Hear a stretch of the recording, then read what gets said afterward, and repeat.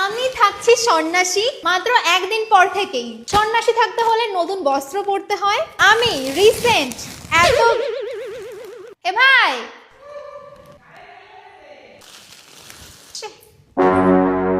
চলে আসলো আবার। তো সন্ন্যাসী কি হচ্ছে এটা? জয় শিব জয় শিব।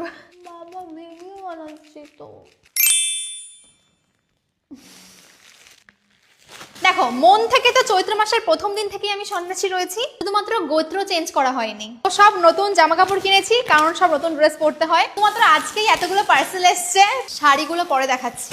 বেশিরভাগই তোমরা দেখবে লাল ড্রেস। আর একটা কথা বলে দিই, এতগুলো পার্সেলের মধ্যে কিছু ড্রেস আমি নিজে কিনেছি, আর কিছু মিশো ব্র্যান্ড থেকে আমায় পাঠিয়েছে পরার জন্য।